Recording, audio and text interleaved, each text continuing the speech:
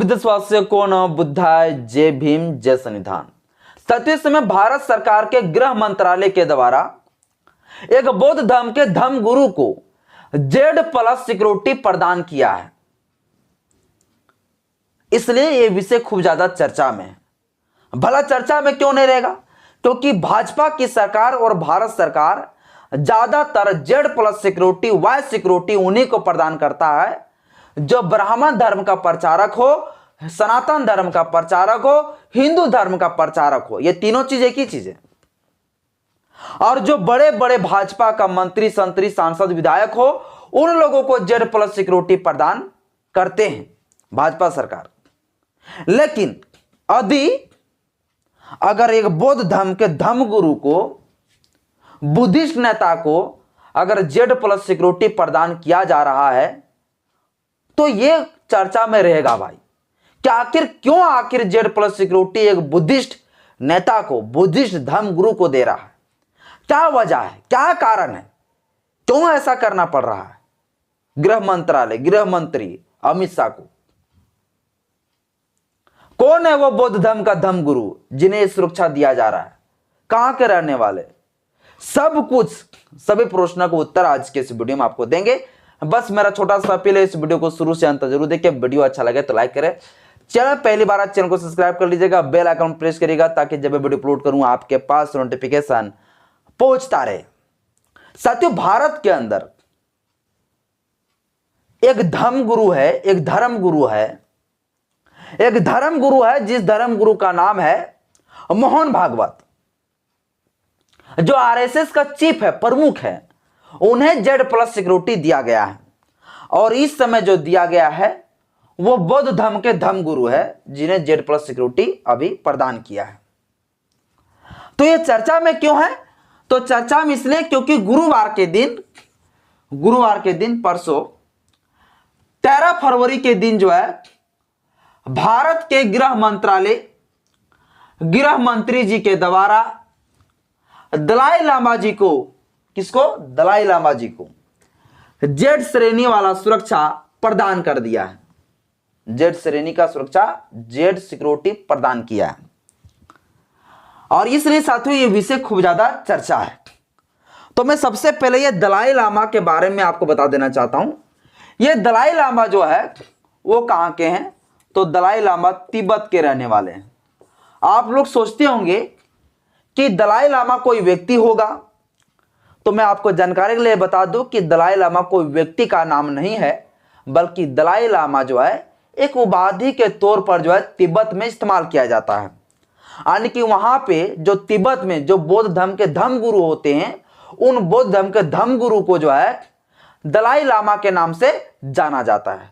अभी तक जो है तिब्बत में 14वां दलाई लामा हो चुके हैं और 14वें जो दलाई लामा है, उस 14वें दलाई लामा का नाम है तेंजिन ग्यात्सो।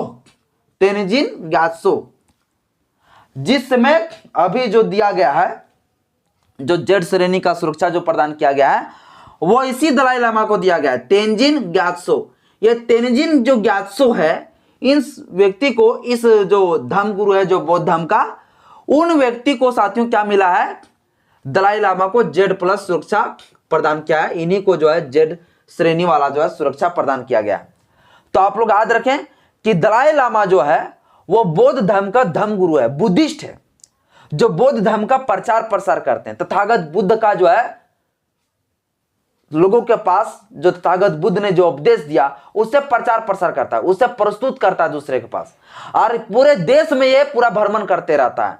भारत में खूब ज्यादा ये भ्रमण करते रहते हैं। इसीलिए भारत सरकार के द्वारा इसे जो है Z श्रेणी वाली सुरक्षा दिया गया है। दलाई लामा जी को भारत से खूब ज्यादा लगाव है। क्यों लगाया हुआ है? क्योंकि तथागत बुद्ध जी जो है ज्यादातर जो है हमारा बौद्ध धर्म का जो प्रचार, जो बौद्ध धर्म का पूरा उपदेश जो तथागत बुद्ध ने दिया, वो भारत में ही दिया। तथागत बुद्ध का सबसे बड़ा, बौद्ध धर्म का सबसे बड़ा विश्वविद्यालय अगर कहीं चलता था तो वो नालंदा विश्वविद्यालय से चलता था। इसीलिए तिब्बत के जितने भी दलाई लामा है, वो सारे दलाई लामा जितने हुए हैं वो भारत से खूब ज्यादा वो लगाव रखे। क्योंकि भारत के ही रहने वाले तथागत बुद्ध ने जो है किए ज्ञान प्राप्त करने सारे उपदेश जो है हमारे भारत में ही दिया, और भारत से पूरा जो है बुद्ध ने अपना बुद्धि पूरा दुनिया में फैलाया। और इसलिए जो है दलाई लामा जो है भारत से खूब ज्यादा लगाव रखते हैं और भारत ये भ्रमण करते रहते हैं और बौद्ध धर्म का खूब ज्यादा प्रचार प्रसार करते हैं। इसलिए भारत सरकार के द्वारा जो है दलाई लामा जी को जेड श्रेणी वाला सुरक्षा प्रदान किया है। कहां के रहने वाले? तिब्बत के रहने वाले हैं। तो आप लोग याद रखें कि दलाई लामा कोई व्यक्ति का नाम नहीं है, बल्कि वह एक नेता का नाम है, जिसको उपाधि के तौर पर जो है या बौद्ध धर्म का आध्यात्मिक गुरु है, जिन्हें जो है क्या कहा जाता है? दलाई लामा कहा जाता है। अभी तक तिब्बत में 14वें दलाई लामा चल रहे हैं। उससे पहले दलाई लामा मतलब उन लोग का कार्यकाल खत्म हुआ। अभी का जो दलाई लामा है, धर्मगुरु जो है, वो कौन है? तो उसका नाम है तेंजिन ग्यात्सो। ये साथियों याद रखिएगा आप लोग। तो इसी जो है तेंजिन ग्यात्सो है, इन्हीं को जेड प्लस सुरक्षा प्रदान किया है। ये 14वें दलाई लामा है। ठीक है, यही हम लिखें कि तिब्बत के बौद्ध धर्म गुरु और नेता को क्या कहा जाता है? दलाई लामा कहा जाता है। किसी व्यक्ति का यह नाम नहीं है, बल्कि यह किसका नाम है? एक उपाधि के तौर पर इसका इस्तेमाल किया जाता है। यानी जो नेता होता है या जो आध्यात्मिक गुरु होते हैं, उन्हें क्या कहा जाता है? दलाई लामा कहा जाते हैं। सबसे ज्यादा तिब्बत में अगर कोई धर्म को मानता है तो कौन धर्म है? तो बौद्ध धर्म है। इसीलिए वहां के जो बौद्ध धर्म का जो गुरु होते हैं उसे दलाई लामा कहा जाता है। आखिर इसे जो है जेड प्लस सिक्योरिटी क्यों प्रदान किया गया? इसलिए प्रदान क्यों किया गया क्योंकि आईबी यानी इंटेलिजेंस ब्यूरो यानी खुफिया एजेंसी के द्वारा जो है एक सूचना दिया गया केंद्र सरकार को, और केंद्र सरकार को सूचना में कहा गया कि दलाई लामा जी को भारत में बहुत खतरा है। भारत के कहीं भी जो है किसी भी कोने में इसे मारा जा सकता है, इनका जान की खतरा है। किसने बताया?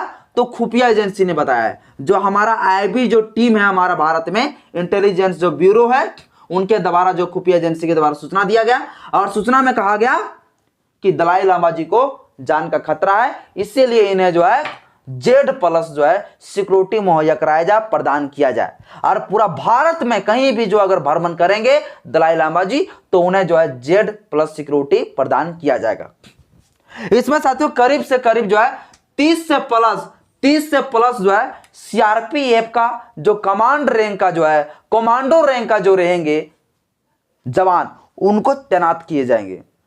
30 से प्लस सीआरपीएफ का कमांडो वाली कैटेगरी वाली जो जवान रहेंगे, उन लोगों को जो है जेड प्लस सिक्योरिटी में प्रदान किए जाएंगे। और 30 कमांडो के बीच में जो है हमेशा जो है बौद्ध धर्म के धर्मगुरु दलाई लामा जी हमेशा अपना प्रचार प्रसार करेंगे। अब साथियों बात रह गई कि आखिर ये वजह क्या है?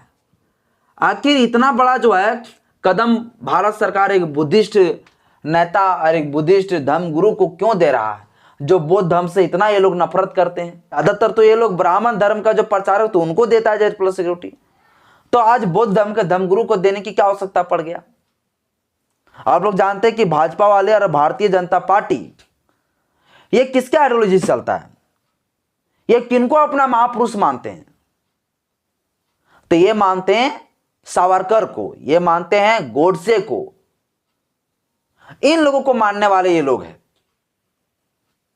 जो तथागत बुद्ध को गाली देते थे, जो तथागत बुद्ध के बारे में उल्टा शब्द का प्रयोग करते थे, उल्टा पुल्टा बोलते थे, जो बौद्ध धर्म को हमेशा के लिए खत्म करने का प्रयास करते थे। वैसे लोग आखिर जो है अगर जेड प्लस सिक्योरिटी प्रदान कर रहे हैं, जिसका वजह यह है क्योंकि इन लोगों को अब पता है कि देश का एससी एसटी ओबीसी अब जागरूक हो गया है और हिंदू धर्म को लात मारकर सब बुद्धिस्ट बनने लगे हैं, बौद्ध धर्म में जाने लगे हैं। और यदि हम यहाँ के लोगों और यदि हम बौद्ध धर्म के धर्म गुरुओं को अगर हम जेड प्लस सुरक्षा प्रदान नहीं करेंगे तो फिर हमारा जो है पत्ता कट जाएगा।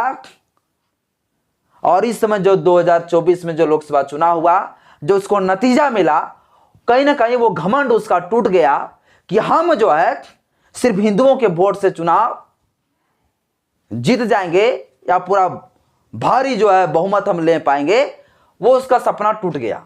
और इसलिए जो है अब कुल मिलाकर ये सभी धर्मों को जो है और धर्म गुरुओं को ये सम्मान देने लगे हैं, इज्जत देने लगे हैं, ताकि भारतीय जनता पार्टी थोड़ा मजबूत हो सके, भारतीय जनता पार्टी को आप जो है थोड़ा इज्जत मिल सके। इसलिए साथियों कहीं ना कहीं उसका औकात ठिकाने लगा है ये 2024 का लोकसभा चुनाव में, इसलिए सभी धर्मों को ये मान सम्मान देने लगे हैं।